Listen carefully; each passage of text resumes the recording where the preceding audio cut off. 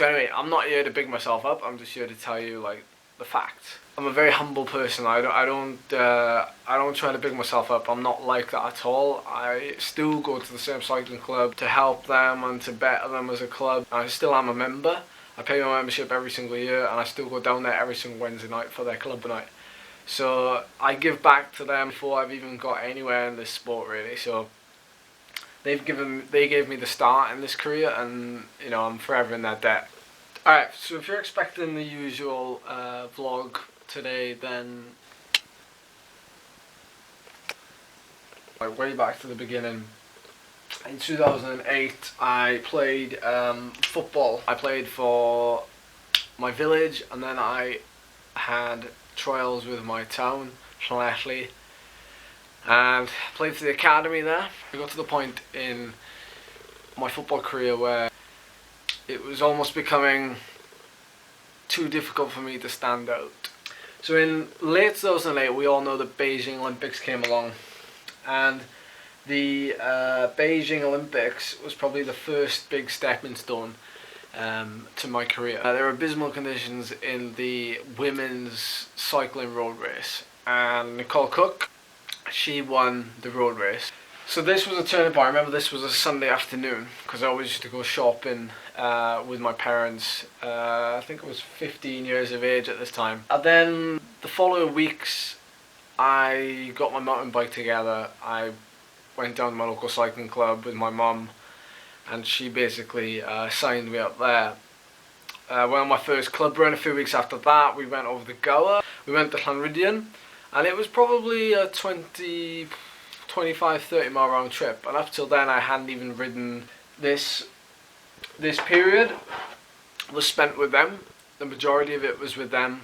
They gave me tips on you know, how to ride with clipless pedals, how to buy your first proper bit of cycling kit, which obviously is very, very big on me now, and it even was then. In 2009, 2010, 2011, I really just, you know, did what local cyclists do and just go out on the weekend. I did the odd ride in a week. I don't think I really found my passion for it yet. When I got to 2011, the year that I decided to take up my own training program. So I did like an absolute ton of research, and using my local club, the knowledge that was there, it was like a sponge basically for like 3 or 4 years. I really used this. This was my first like training diary, designed by Joe Friel, who is well known. The basis of his training principles are still used. You can buy this on Wiggle. I think they still sell it, I'm not sure, but you know, it's just a simple layout. Things like what your resting heart rate was in the morning, what your fatigue is like. I just kept a record of everything, and out weeks in advance. This was actually my year that year. I trained myself for 1 year. So I started training seriously in the winter of 2011, and then this was my first year of competitive cycling. My first year of actually training properly.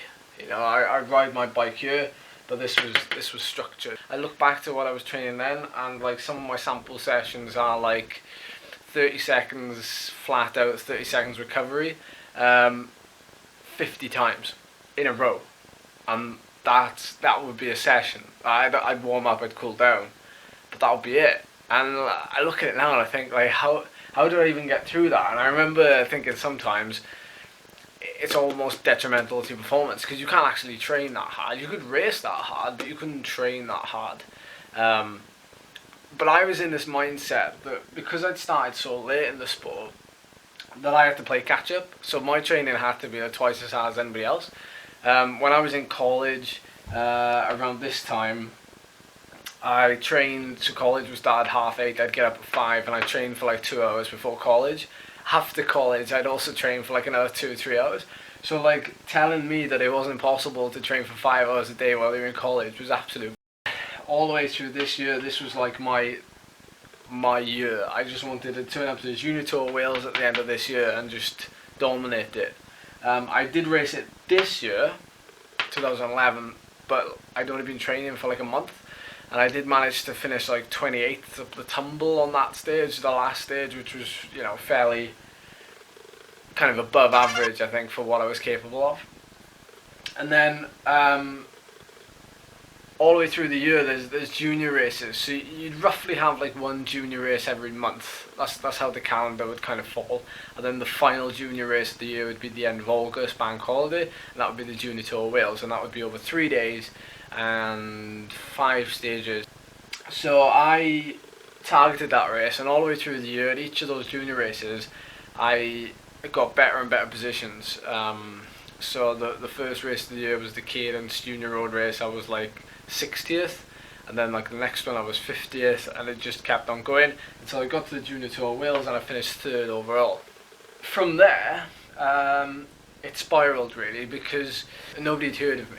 I was riding for Team Wales. We were riding for Dan Pearson, who now rides for Aqua Blue Sport. He was our kind of protected rider at this race. Sport is, well, cycling in particular, you can never write it. So I ended up having a better performance than he did over this weekend in the Junior Tour. After that, I was kind of on the radar, and people didn't know who I was, but they were all of a sudden opening their eyes. That winter, I was actually invited to the training camp for the Junior World Championship.